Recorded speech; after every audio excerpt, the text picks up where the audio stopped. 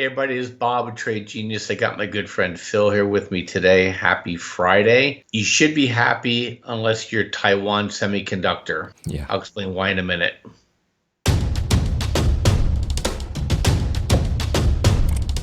Trade Genius. Hey guys, really briefly before we jump into this video, appreciate all the likes and subscribes, and if you can ring that notification button, that really helps us out. In addition to that, if you guys don't mind, head over to tradegenius.co, check out our specials we have over there. There's a number of different specials with different packages for all different experience types. If you're more into education, we have a package for that. If you just like to get into the room, primarily, we have a package for that as well, where you can see where we're calling out trades and things like that live, and also posting signals into our Discord signal rooms. So check it out, tradegenius.co. Appreciate you doing that.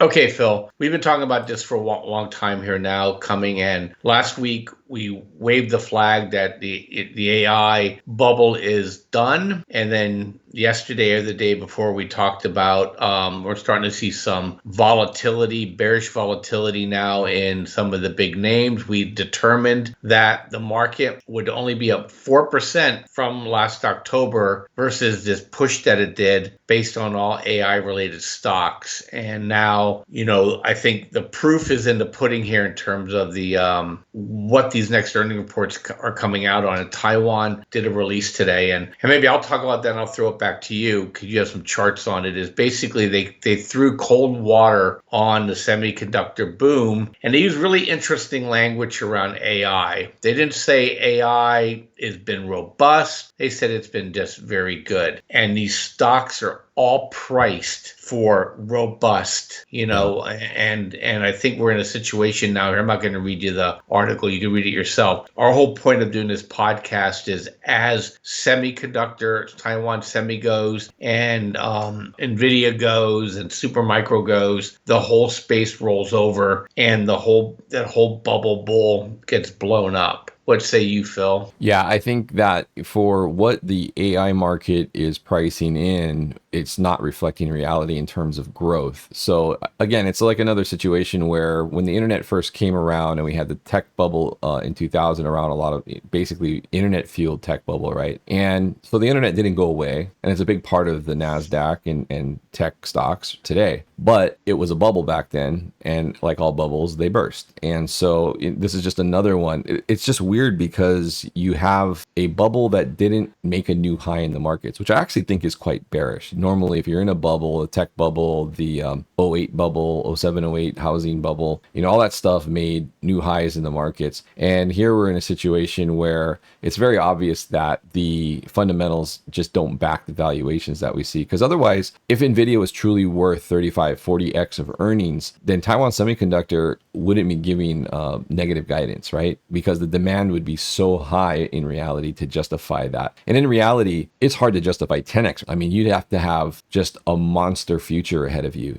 You'd have to be like the new Google, right? And knowing like the new Google of 2000 and knowing that the next 5 years, you're going to turn into a monster company. And that's just right now. Maybe down the line in 10 years, that might be the case. But I think this for 35x, much less even 10x, it's just not there. We're not there. So this bubble, this leverage squeeze that we got, and a lot of it was fueled from the reverse repo window, just feeding into these narratives. It's not there. So ultimately, I agree with you, Bob, and I think Taiwan Semiconductor, I'm really surprised that we didn't see more of a drawdown. I know there was OPEX today, and you kind of get a pinning effect on things, but watch next week. OPEX is done. It was positive gamma. Watch next week how much Nvidia falls. And that would segue to the chart here. And while you get that chart up, Phil, when Phil was talking about 10x and 40x, he mentioned earnings, but these guys are actually 10x, 40x sales, which basically every man, woman, and child needs to open up an AI studio to justify those kind of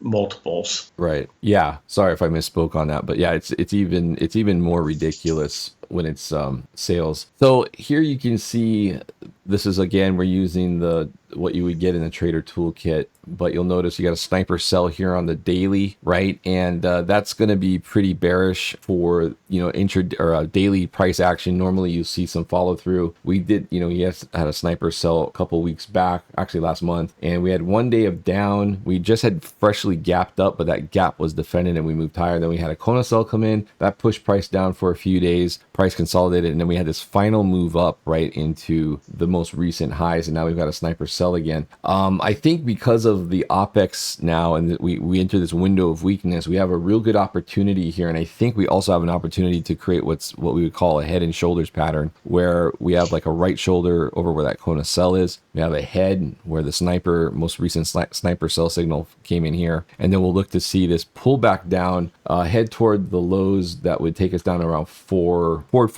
405, below that red line, and then potentially we could see a range there. But ultimately, I think the party really gets dicey for Nvidia bulls as we get back into that rectangular zone. That's a big level of support. That's going to be the last defense before we fall back through that gap. And then I think once we fall back through that gap, Bob, we have a head and shoulders formation above that should seal the deal for the stock, unless the Fed, reverses course and starts adding liquidity for some reason, which can always happen, right? Because that's what happened in March and why we stopped going down the March with the banks. It was just another opportunity for the Fed to open up another avenue of liquidity into the markets under the guise of saving the banks. But ultimately, that flowed back into the markets, as we all saw, and actually created a really big move and a big short squeeze going into the June OPEX. And then we saw some follow through this month. But now the Treasury is done issuing T-bills, which has been fueling the reverse repo drawdown, which has been fueling, because those T-bills turn into collateral and they've been leveraging. I saw some data. Everybody's leveraging right now. And, that's never a good thing. So I think we're going to go down. I think the setup here is better than what we've seen previously, or a longer heat setting, which is that upper red line below. That's also at levels where we would typically see a rotation back down. So that coupled with a daily sniper, which you really have to pay attention to daily snipers, especially when we're overextended like this. And I think you have the ingredients here for a potential top in this AI move.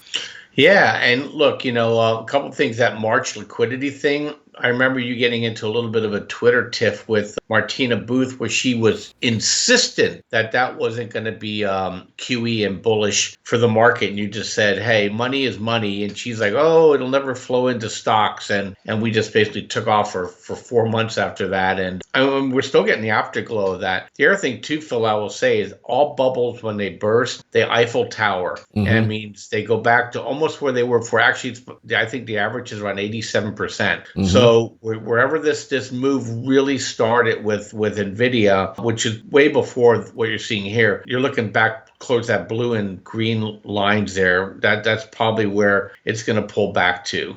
Okay. Yeah. In reality, it's if you look at like where this move started from, it started from an inverted head and shoulders on the daily chart. And if you look at where this move started, it's going to be about $145. Yeah, that's where we're going to blow up. And too, when you see these Kona cells, sniper cells, you take your shot on those, but then when the heat turns up again, you take this trade long. That's how you play a move like this. You have two choices. You could short it here or you could close here, depending on, your ilk at the time and whether or not the market is risk on or risk off. So there's a lot of ways in which you can play, these indicators. But the heat, if you're in an uptrend and this market's going higher, you just keep looking for that heat buy and you enter, and then you close on the sniper cells or the Kona cells. And so now what we're looking for is we're looking for a lower high here to break the fever. And I think that's where you kind of have that rectangle fill to kind of set support. When that goes, it party's over. But my point is more macro than just these guys, because these guys are hard to short, because they're still in favor of nation status, is that ever since these guys stopped going up, the market has been soft, Phil. Yep. Yeah. And if you look at the magma stocks, right, Microsoft, Apple, Meta, Google, Amazon, that basket was pretty weak today. And that also looks like it's putting in a topping formation. And sometimes these topping formations take a little while to play out. But, you can, like I said, we're seeing a lot of head and shoulders on the daily. And that's not good. That's telling us that the market, if the bulls are really going to be bullish and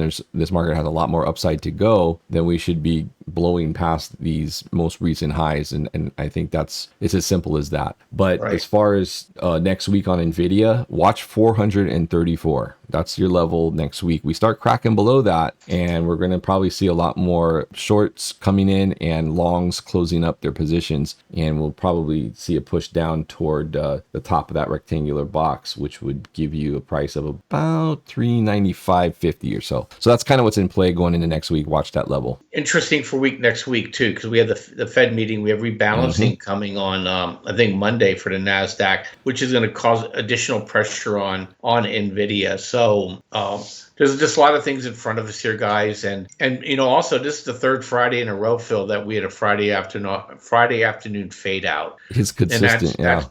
That's big money bailing. Yeah, I agree with you. I think that is it's also a tell. And it's funny because they're doing that as we go into a period of time where Yellen is done issuing these T-bills, right? Which has been basically rocket fuel as they've been turning that issuance into collateral. And she's done. She has like one more round of issuance, I think, next week on the 26th, and that's it. So then we're going to go back to what we've been dealing with net liquidity, which is, the overnight window and the Fed. And the Fed's back to normal. Fed's rolling off consistently, and they've said they're going to continue to do that. So that's anywhere from $20 to $40 billion of liquidity coming out of the system as well. So we're going to see now what the net liquidity chart looks like going forward as it kind of goes back to normal, because we've had a very abnormal window here the last 4 to 8 weeks of where, since the debt ceiling was lifted, that the T-bills, and it was only short dated T-bills, which is abnormal, very abnormal. And that's what's the market, if the market's getting that and these institutions are getting that, like that concentration, it ends up turning into collateral in these modern markets for leveraged moves, and it's almost always higher. So that's done, and so we should see a little change in the tape and a little change in the tempo, and from where we are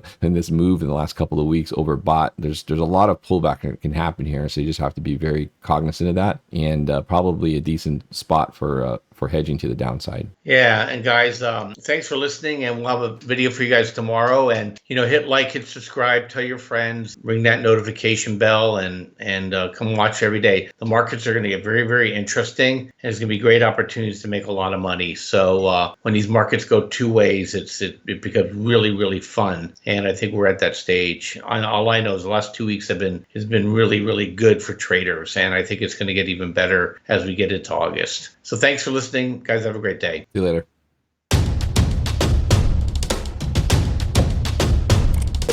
Trade Genius.